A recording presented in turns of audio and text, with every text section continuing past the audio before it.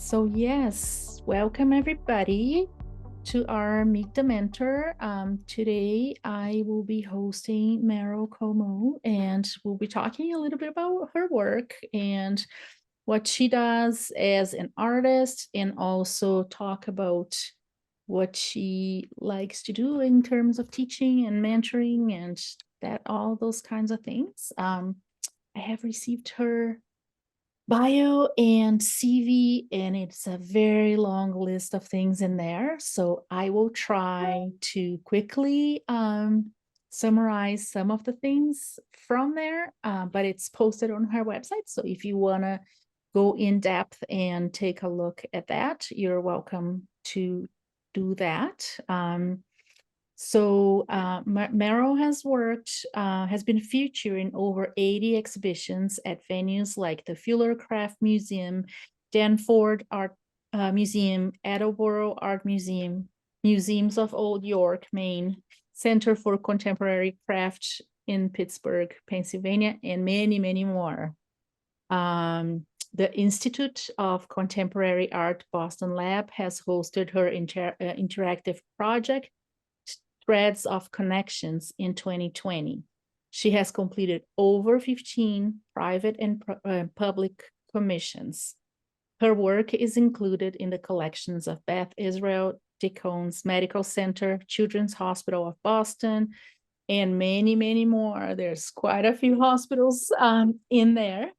In conjunction with her solo studio practice, Merill facilitates the emergence of artist voices. From 2012 to 2019, she worked with youth 15 to 22 years of age residing in a secure treatment center in Massachusetts as their mentor. For that, she has executed over 30 public projects in educational, spiritual, and residential settings, resulting in individual and collaborative artworks. She has taught in many, many, many venues and places, at Elliott School of Applied Arts and Craft in Boston, Surface Design Association Biennial Conference in St. Louis. And oh my gosh, there's so many things in here. I'm just she has participated in numerous arts residencies, and her work has been showcased in several publications, including Surface Design Journal, Surface Design Association blog, textileartist.org, Fiber Art Now, mutualart.com, Boston Globe, and so on and so on and so on. So yes, very, very impressive. What I was excited to read was part of her artist statement, textiles 20 for textile as a textile artist in 2024. And so I'm just gonna read that, and then we'll jump in and we talk to Merill. So she says, embracing installations, wall hangings, paintings, and garments, my work mines autobiography and investigate current social, political issues. I'm inspired by traditions of craft and the history of women's work. My choice of materials and processes are informed by trauma, femininity, and concern for the inequitable use of Earth's resources. I employ worn fabrics of the domestic sphere and the mark making of stitch to convey contemporary narratives of mending and endurance. So for me, when I read that, I was super intrigued, super excited. So she talks about using repurposed textiles, and then mark making for making them individual, part of a piece. Lots of times she uses tiny little pieces that she constructs into these big pieces of art. So yeah, I'm excited for us to talk about that.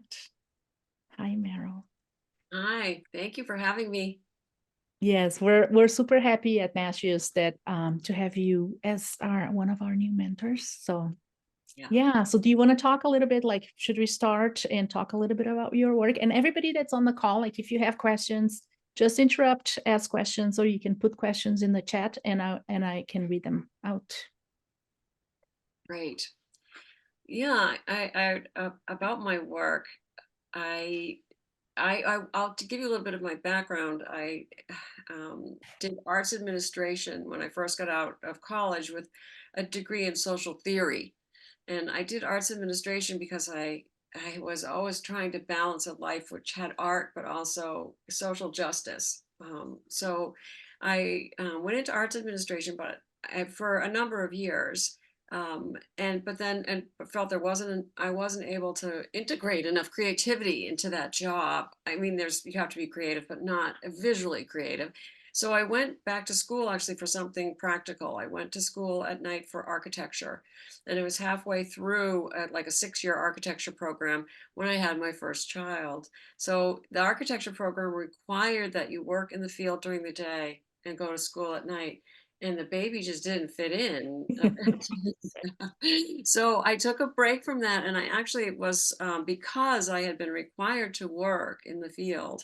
I managed to continue to be employed or self-employed for like the next, I would say it was the next 20 years. And so I've raised my family. My husband's an architect. I did it, I did interiors or worked for architecture firms. And when I was around 50, I was really stretched with family responsibilities and responsibilities for the older generation. So that sandwich point of life that people talk about.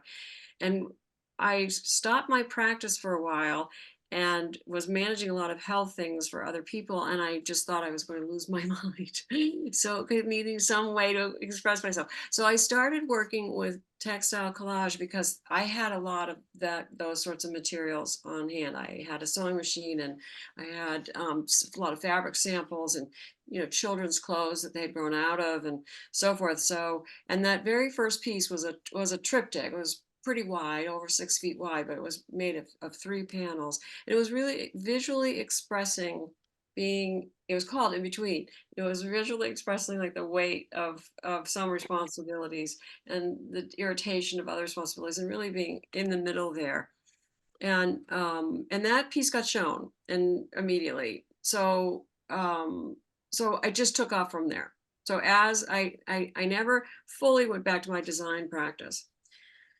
But I think one reason to mention the design practice is because there you get a lot of learning, not just in terms of education at an institution, but also in terms of practicing every day, practicing design every day. You really internalize the formal elements, what I would call the formal elements of art. So, you think about line, and in interior design, it's like circulation. You think about the concept of organizing public and private space. So you think about forms and size of forms, and what are visual cues that mean you've made your way down a hallway, for instance, in a hospital. How can I give them visual cues? So a lot of those same skills I've applied to my work, and I really love textiles and fabric and so forth, and I really believe that they carry forward the memory of who has used them. I am really concerned about the environment, and so I do use 90% at least, if not more, of my materials had another life, and I believe they carry that memory forward. They communicate about lives lived. They communicate about sort of socioeconomic class or culture. And then I also, like a lot of people, love anything that has to do with a needle and thread, because that construction process, which I think of it as a construction process, but it's also an art, and it's also history, because textiles, we first made they have found that textiles from thousands of years ago. So textiles is something that as human beings, we are born and we are swaddled, and we wear clothing every day. We wear particular clothing for important events, and we even have special, special outfit that may go with us to the grave if that's our ritual for around our death. So I just started using textiles and telling stories. So really, I tell stories through the textiles. Yes, and I would say, I think I meant in my art statement, maybe say that I draw and paint. I draw and paint as well. So drawing and painting is also very important to me. But I think I'm known more for the textiles. Oh, I've won awards for my drawings, but I think most people know me more for the textiles. Does that help? Yeah, that's amazing. I have one, and if anyone has questions, just go ahead and ask. But I had like when I met with you first, and we were talking a little bit about last year's in the group and all of that. One of the things you told me that was that you were really excited when you looked and there was that little thing you could click that Mhm. said narrative. And Yes, how does that fit into what you do and what you wanna help people with? right. So I find that whether we're aware of it or not, what comes out of us visually is saying something about us, and I find that fascinating. Um, and and so think I do a lot of self reflection through different exercises I use, and identify narratives that I will use to help me make decisions visually about what I'm going to say. So the thoughts and the narratives, and this I would call this conceptual underpinnings.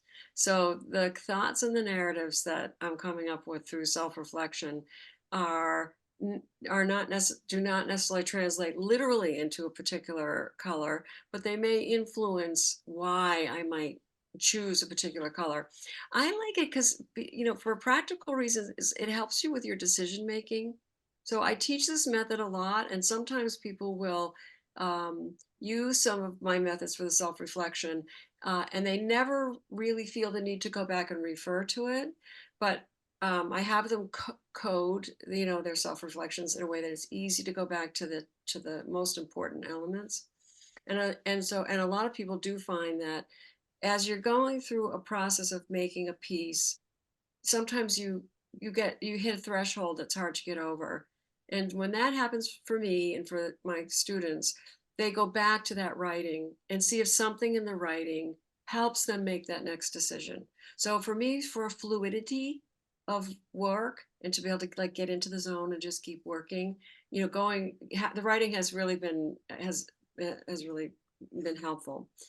And the other thing I would say is that as an artist that shows a lot, speaks a lot, um, I'm interviewed a lot, and to today's interviewing, basically they send you the questions and you write all the answers. So the written word becomes super important, and also for me because I give a lot of artist talks, the spoken word becomes really important. And people want to understand why you're doing what you're doing. So that early writing is not your artist statement, but it does help you sort of help you a little bit when you have to actually describe who you are as an artist and what you want to write. I mean, what you're trying to say. Mhm. And do you see the narrative as different bodies of work, or do you find that the same kind of narrative just kind of follows you through all the different pieces you're making? I think it goes two ways. I think if you go to my website, I I was doing a lot of work around the death of a parent, and it was death of my mother, and I have children. I was doing a lot of work, and I just was doing it because I needed to sort of get a sort of emotion off my chest and sort of express grief. And then I looked after I'd done a number of pieces. I looked back and realized that this was an autobiographical set of works that are about my family of origin. So Do I continue to do pieces that I think are related to the family or the genesis, the seed of that? Yes. So I think that that theme will probably, you'll see it throughout my work.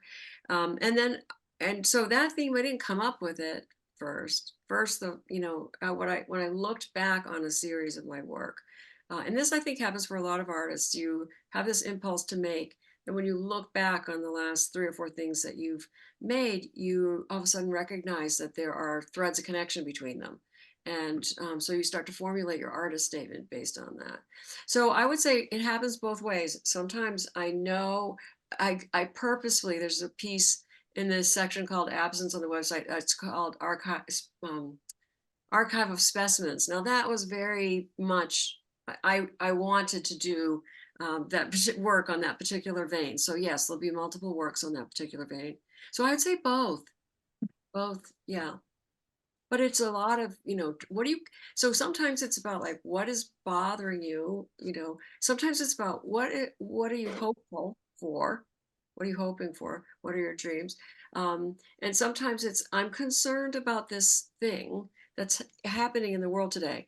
To I I'm like I feel like I'm just trying to communicate sometimes. I'm using visual means because I don't have the words. So if I'm concerned about the environment, then I'm using these discarded clothing. I think it. So sometimes it's a social justice statement, but sometimes it's a personal, really personal narrative.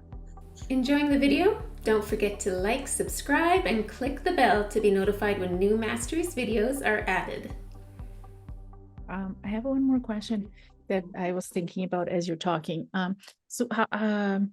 don't know, maybe that is something that you don't know the answer, or it's a big answer, but what about the distinction of arts and crafts and how the work is seen as a fiber or textile artist? Yes, a lot of people will say that their work is at the intersection of art and craft. I think the reason that we even think of those two things as different is something that has been sort of baked into our consciousness and into our society and into our institutions. And to me, it sometimes is baked in a way that's tiered. So a hierarchy of value of certain things, right? So for me, there is no hierarchy. And to me, art and craft are, I don't distinguish between, it's not a binary. Mhm. So I don't distinguish between them in that way. um, so, so I actually refer, I think in my artist statements, often I refer to, I pay homage to those that have come before, because so many of the construction techniques I use are what you would find in a typically a domestic setting. So sewing, embroidery, that sort of thing. And personally think that domestic labor is undervalued. So, and that's, you said my work was about something and femininity, and really it's about feminism, Mhm. because women's labor and um, in the domestic sphere is undervalued, and women are a huge percentage of artists, and yet there are a small percentage of collected artists by the institutions that tell us by what they put on the wall what is art. So I also think, just in terms of other forms of knowledge, like other forms of wisdom, uh, other than what would be traditionally like an academic credential. So I'm always thinking about broadening um, what we open our arms and greet, and that art and craft. Um, so as a matter of fact, sometimes there's a lot been written about this too. There's a woman who did her whole thesis and wrote a book about that there was a shift in the 60s. I think in the 60s that the Museum of Modern Art had a sculpture show in which there were artists using uh, like rope and string and more textile sort of and fiber related materials. And right after that show, there was a shift in the thinking of the sort of the largest speaking, the largest or respected critical thinking about art. And that shift divided fiber and painting, metal sculpture, it kind of divided. So that's one theory about that particular moment, that they feel that we can really trace it to that moment.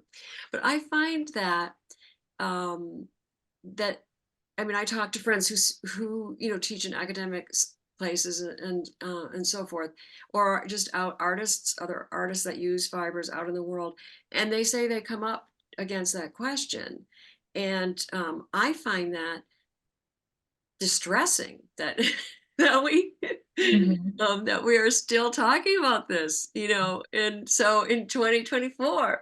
So I actually just I have initiated I want Boston to pay attention to that, because Boston is New England's a pretty conservative place and so forth and so on. And I know there's just an enormous amount of textile artists, fiber artists here, and collections in the institutions of. So I instigated a month-long series of events for April 2025 that are all about fiber and textile art.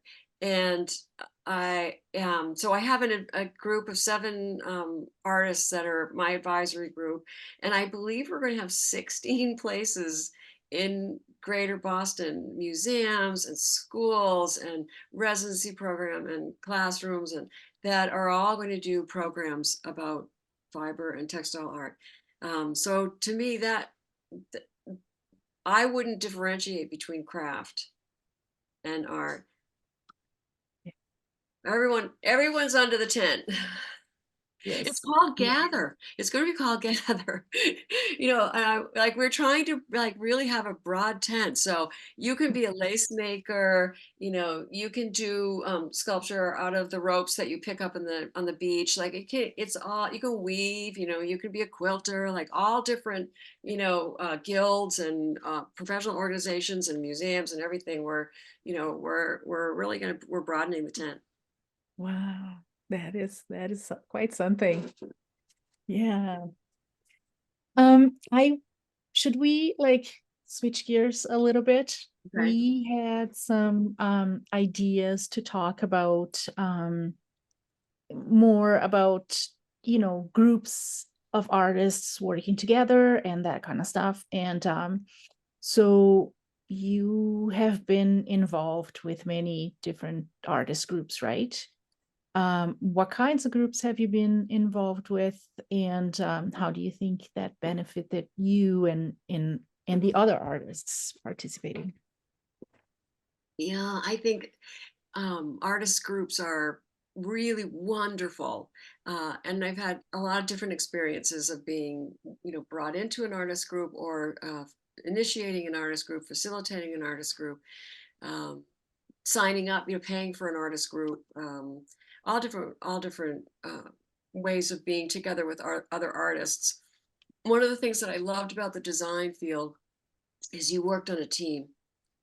So design, you can always improve the design of a building. You can always, improve the design the interior of a restaurant, say, or whatever. You can always improve, and that's why you rely on each other on a team, for people to, both in terms of construction of the drawings, to check your work, but also in terms of sharing ideas, and ideas beget ideas.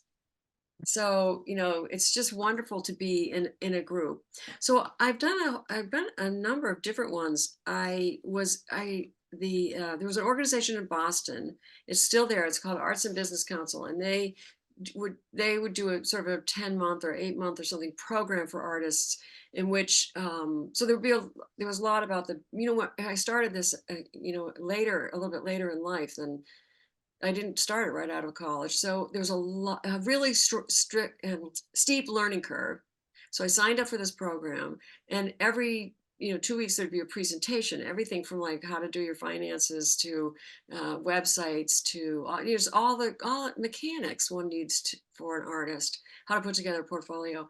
But we were required on the other weeks, when there wasn't a presentation, to meet with a peer group. And that was great. You'd say, well, where did you do your postcards? Well, oh, I printed this way, or do you have this kind of printer or whatever, like just the nitty gritty. Well, when that program was over, I thought, I don't want to stop. This has been so valuable. I don't want to stop. So I had 12 women over for dinner. We had a big potluck, and I described the experience that I had had. And there was a couple of other people that had had that similar experience with that organization, and so they were there as well. And so we decided to form a peer-to-peer coaching group. Mm. So it was an artist coaching group, and we met for, I think, gosh, years. I think something like 7 years. Once a month, we brought a bag supper, and met in the studio building I was in the kitchen, that the studio building's kitchen, and we would decide in advance, like the next 6 months, like what were the things that. So sometimes we'd all bring our laptops, and we'd do like LinkedIn and Twitter, and like we'd go through, you know, because what does an artist put on their LinkedIn account? And don't go to mine because I haven't updated in years. But or like, and also, why would you? So like, like you have these, you have like, we would have at least 10 other people in the room, to sort of talk about this stuff. But what we also did is, for a while, every time we met, someone would bring their artist statement, and someone else would read it out loud. Mm. And I had someone else read it out loud, and I still do that with artist groups, because you don't really know how your words sound to someone else until you hear them read it. So we would do someone's, and you would get feedback on it, which you could take or not, depending on whether you thought it was relevant or not. But so we did things like that. At one point we hired someone to come and do a critique, and everyone who wanted to do the critique brought their own artwork and got it up on the wall. And so we had this group where we followed along, because we all did different kinds of art. We all did really different kinds of art. So that's one. A coaching group is is one kind of artist group. And then I just have finished. I'm part of Art Cloth Network, which is I think there's about 33 of us, I think. And they're from all over the United States and Canada. And I joined that group because I wanted to travel with other people who were interested in the same thing I want to look at. And once a year, they get together for a few days in person, and you bring your art with you, and we have this sort of share, or slides, a slide presentation, and we share. And then it happens at different cities. And so I went to my first meeting. I went to Santa Fe, and I had this group of pals to eat meals with, and to go to museums with, and so forth, in Santa Fe, which was really fun. So but for that group as well, we all take some kind of committee, or job or whatever. And I'm in the community development committee. So for them, I run workshops, and I just ended a workshop which was about dreaming big, setting goals, and then identifying tasks and systems, systems of doing that, to help you keep track, like, of deadlines, or your priorities, or how to forgive yourself if you've taken on too much, like how to recognize how much time you have, how to recognize which month you should put that task in. And so that group is going to continue as an accountability group. We don't really like that word, but that group will continue, sort of like a support group, but really more business-like, because people will set goals, and they'll ask, I think it's these tasks that have to be done. And people will say, well, actually, you haven't even considered X, or, so you set tasks, and then state what tasks they'll complete. And then the next month they'll check in on it. And we'll be supportive if someone's had a month where they can't get their tasks done.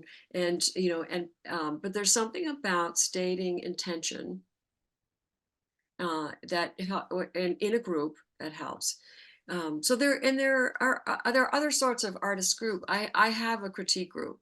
So I have a group of local artists. So we're all working to very different mediums, and we get together probably every probably 4 times a year, and discuss each other's work. And not everybody's work every time, but so that's, a critique group is great. And I've also I have purchased, I've bought into some groups online, which also like Mastrius. Yeah. Yeah. Yeah. So I Absolutely. think it's really, this one of the things I would always say to myself is, oh gosh, I can't take that class. I should be teaching that class. Like you get to a certain point in your career and you're like, this is one of your streams of income is your teaching. And you're like, I can't just cancel out my income by turning on and paying for someone else's class. But that's the wrong attitude. So I'm always trying to correct that in myself that no, like you should make sure that every year you're taking a class, every year, Merill, you're learning. And a critique group is kind of like that. So participating in a critique group is really valuing your development. Mhm. Yeah, and I think it feeds into the system, right? Well, then you take someone else's class, and so another artist will come and take your class, and like that ecosystem that you create in, like the money flow and Yes. the knowledge flow in between your like different communities that you belong to. And Um, a feeling of community and team, I think, which I've experienced in other professions, and it's I work alone. So, the artist groups are really important because then you're not as isolated. And also I think because I do narrative, and so I'm and when I say narrative, I don't mean there's a story that's has like or a poem or whatever that's text, is in there, but just the sense. I'm trying to get the sense of experience into the work. And so having a critique group really allows you to hear what people are receiving as messages about, the visual communication that of your output. And I think that helps me stay. I will say that it really has affirmed my faith in human beings to be in a critique group, because people are amazingly caring and supportive, but they're also really perceptive. So it really, yeah, it's always been positive. So that's one reason why I thought I would do this through you, because you can be speaking, you can be in a room of people from all over the world. Sometimes that happens with when I've done projects for textileartist.org out of London, and it's people from all over the world that are in your workshop, and you're finding commonalities, understanding, compassion, you know, online. yeah, yes, absolutely. So I think, like all that you have been shared and talked about, it shows how, the depth of experience that you have.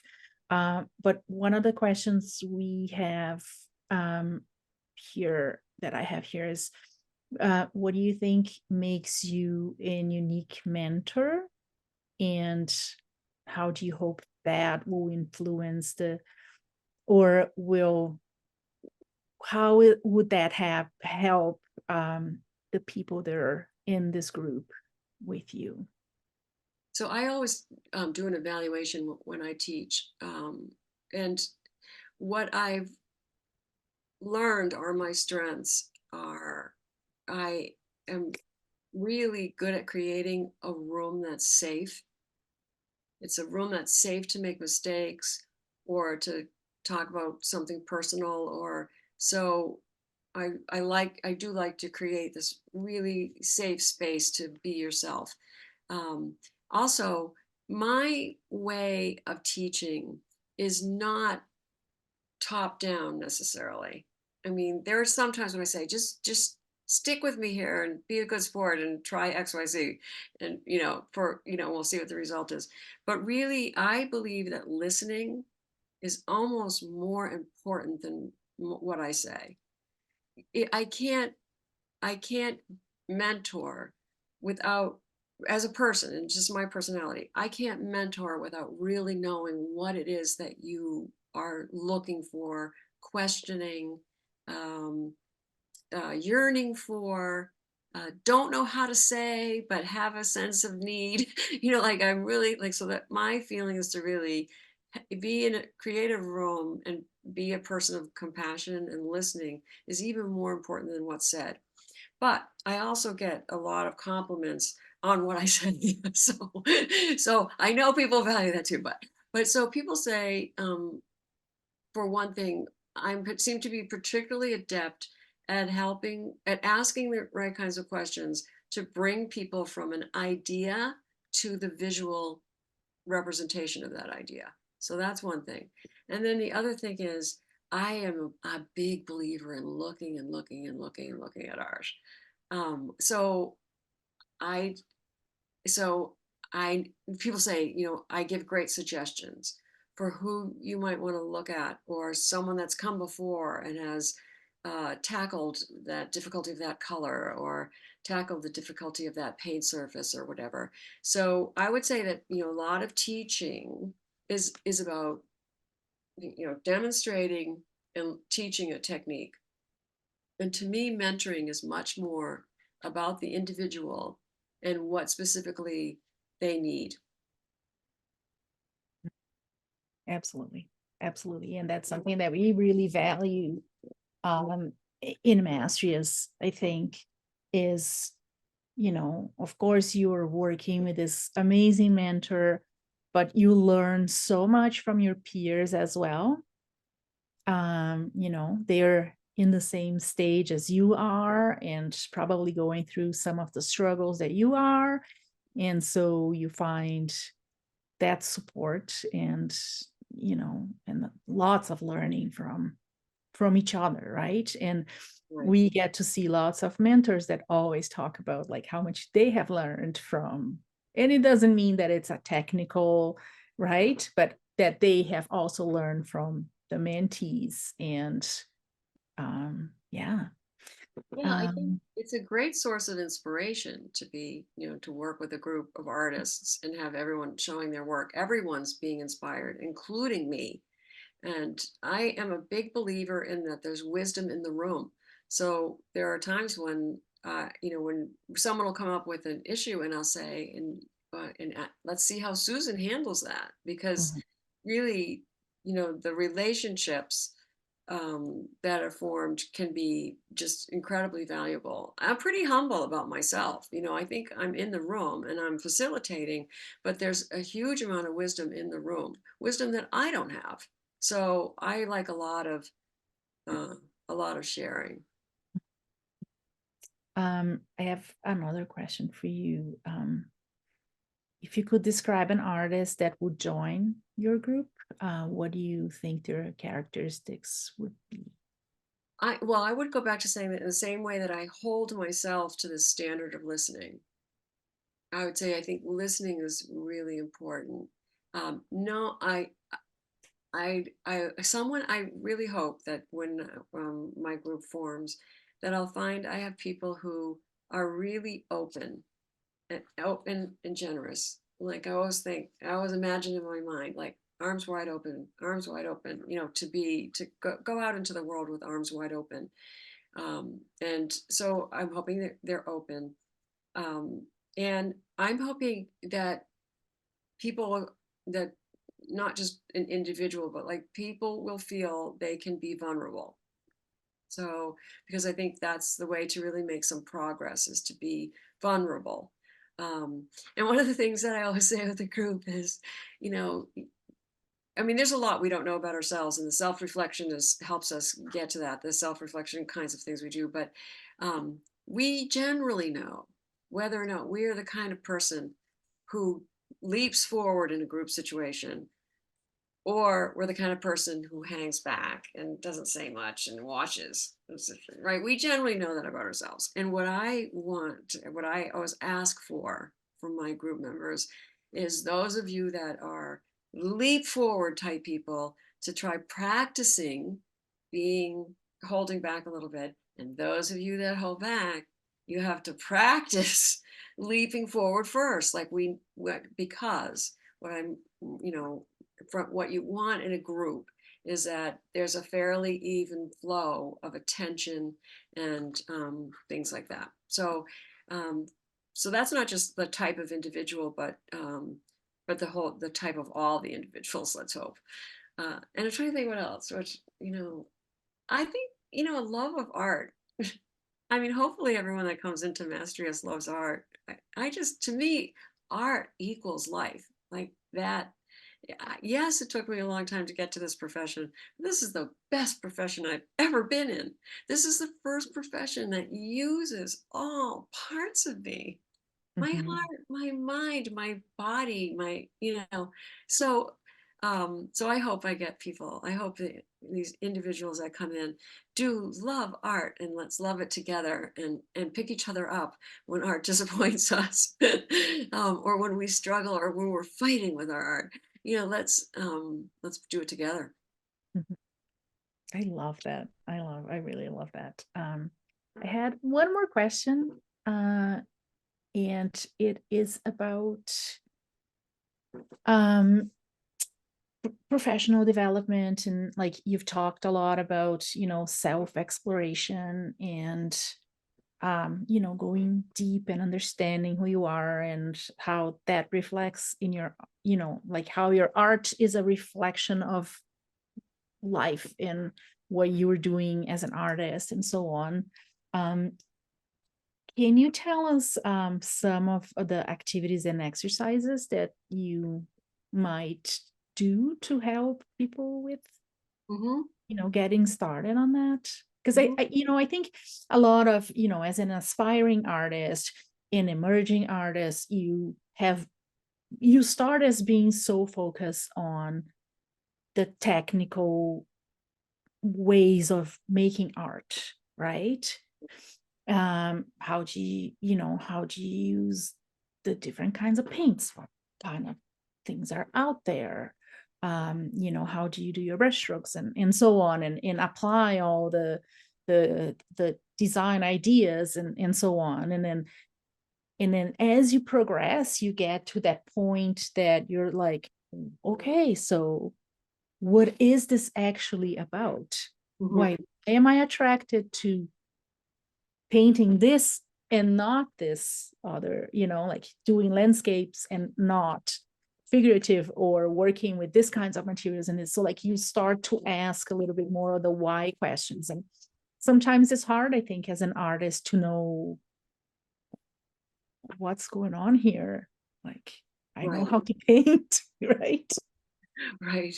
So I think, in terms of the being in a group together, I think it's really helpful to be gently questioned, to be probed as to the whys.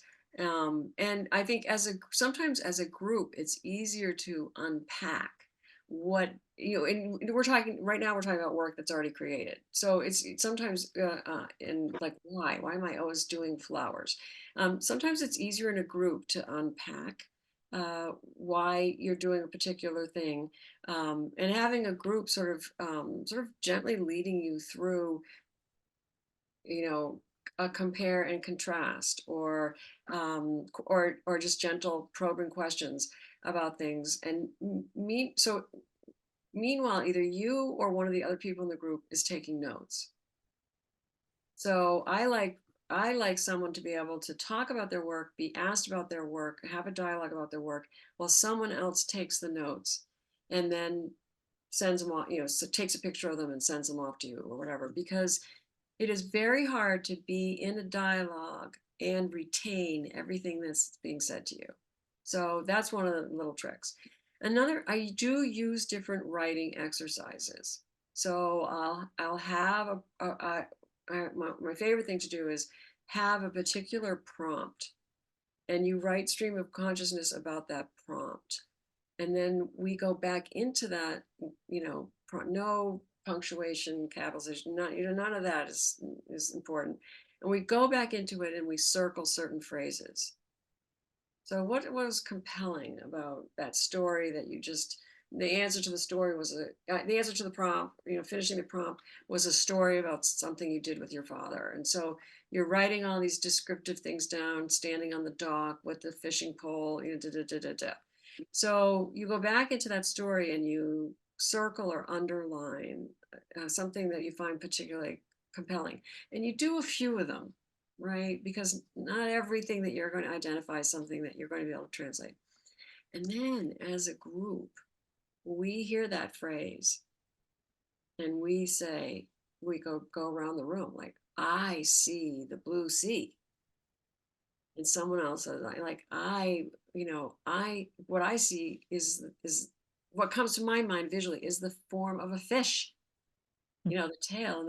And someone else says, are you on a boat or are you on the dock? Is it warm? Is it cold? And all these characteristics. Then the second part of that is to say, so that story that you just told, if that story was an animal, what story would it be and why? So that story might actually boil down to being a tigress.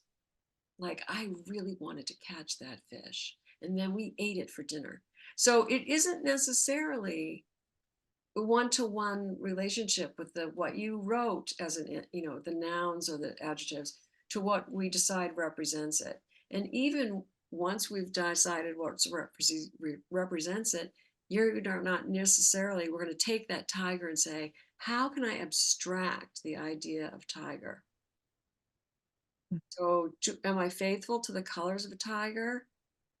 Do I have wavy lines like the patterns on their coat or whatever? But so one of the things that I love to do is these processes that you have ideas, broad ideas, you narrow it down to a few ideas, you take one or two of those, flesh it out further, and then you ask yourself a series of questions. So it's things like, if that was an animal, what would it be? If that was a flower, what would it be? If that was a building, what would it be? If that was so there are these, how do I translate this idea symbolically?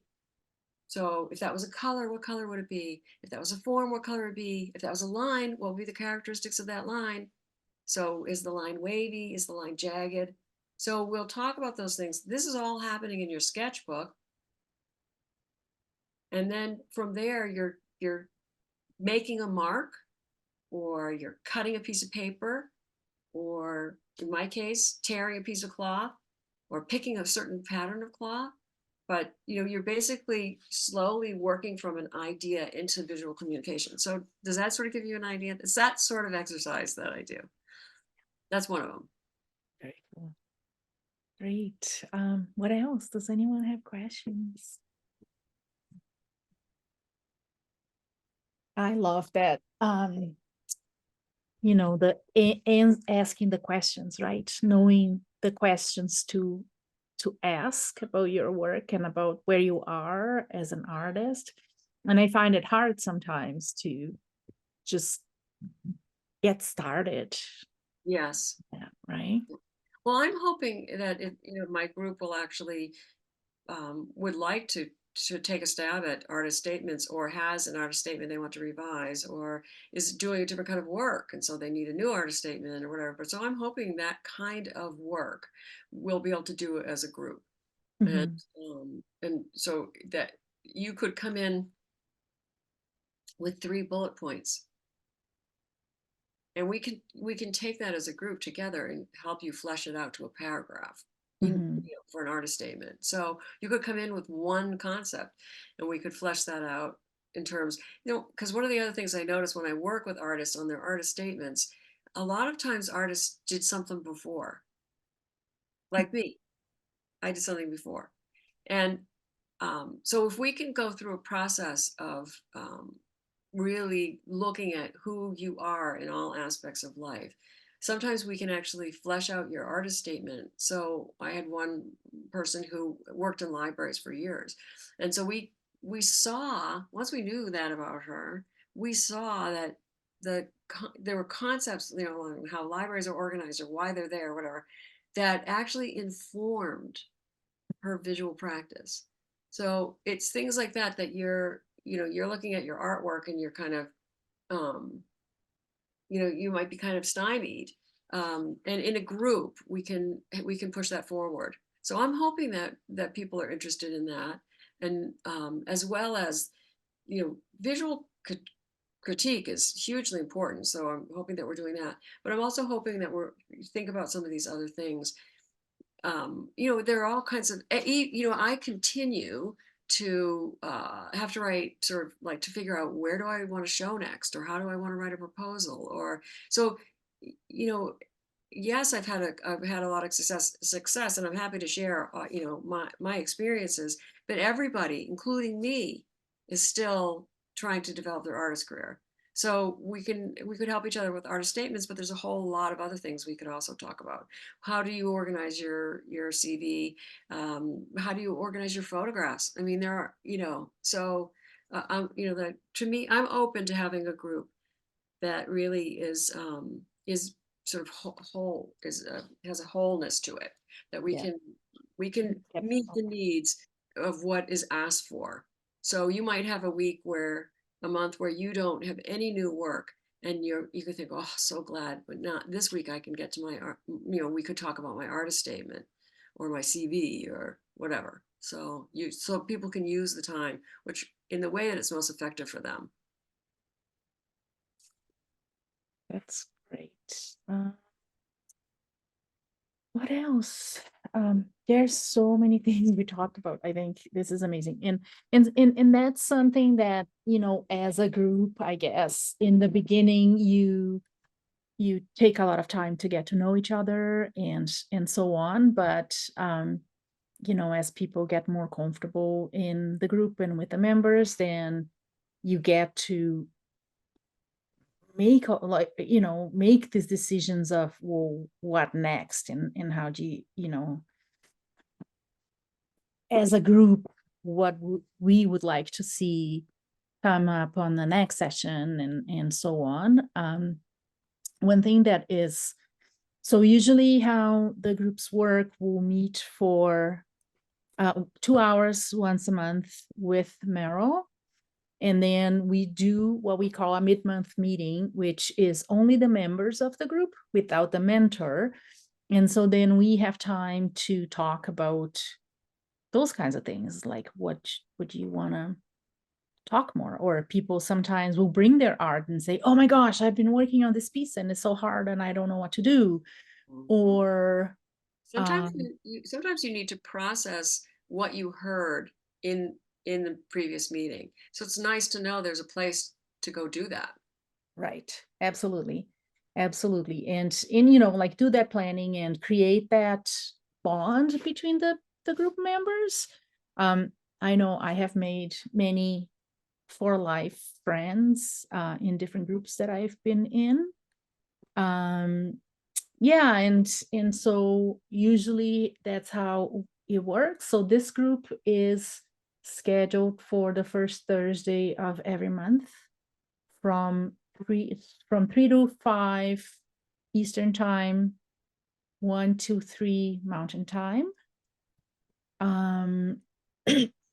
Possibly starting March 7, possibly starting April, first Thursday of April. What else? I'm super excited with everything that I've heard. Do you have any last final words or something? I would just say welcome. Welcome. Give it a try. Take a leap. I'd love to meet you, and I'd love to be together in a group and see what we can discover. Yeah, thank you. That's wonderful. Thank you so much, Merill. I know that I'm super excited for this group to get started. The more I hear about it, the more excited I get. I know I have jotted lots of things just from this conversation, and some things for me to think about, and maybe some topics for us to start exploring when we meet. Thank you everybody for coming. Does anyone have any questions, comments, or anything? Just thank you. My brain is very full. You've shared so many wonderful nuggets. Like Anna, lots of notes. Mhm. Thank you for coming. Thank you for being here. All right. Thank you, everybody. We'll see you Thank next you, time. everyone, and thank you, Merill. You're welcome. Wonderful. You are so Wonderful. welcome. So welcome. I'm very familiar with Boston. I went to university there. in the Ah, 70s. And I wondered, did you go to BAC for your architectural studies? Yes, of course. Yeah, wonderful. yeah. I found it so interesting when you were talking about the aspects of your work that are certainly healing and also women's based on, well, not based on, but the element of women's work and the intersection of those two things. Just this is why your art is in hospitals, big site of healing, big site, even bigger site of women's work, although there are more men today. But I wow. Have you ever done anything at Dartmouth in Lebanon, New Hampshire? No, that's actually where my husband went to school. Was uh, Yes. yeah, and I haven't done anything up there. I have family in Norwich and Pomfret, and Oh, so of course. Yeah. yeah, so yeah, no, I love that area, but I haven't. Are you in that area? No, I live in the great state of Maine, about Very an nice. hour north of Boston. Which And town? Which but town? I worked at Dartmouth Hitchcock in a Yeah. previous life. I was a trauma ICU nurse practitioner. And Ah, yeah, and Dartmouth just came to mind because their facility is meant for artists that create amazing things like you do, Meryl. I should find out who their consultant is. Most hospitals use a consultant. And, Yes. so that, Yep. I worked with two different consultants in Connecticut that placed work. And then here in Boston, there's a big consultancy that places work. And Oh, I'll bet. Children's Hospital here actually has someone on staff. They don't go to an outside consultant. They actually have someone on staff that, because they have a I huge think section. I believe that is the situation at Dartmouth too. Yeah. Oh, well, thank you for that tip. Oh, See, you're this is welcome. this is the shared wisdom in the room. Dartmouth Hitchcock. My Exactly. brother-in-law worked there for years. I don't know why I didn't even did not occur to me to think about Dartmouth Hitchcock. Mhm. Yeah. Mm. So enjoyed this. Thank you, everyone. Thank you. Thank you. Thanks for coming. Thanks, Meryl. We'll talk soon. Okay. Bye, everybody. Thank you, Roberta. Bye-bye.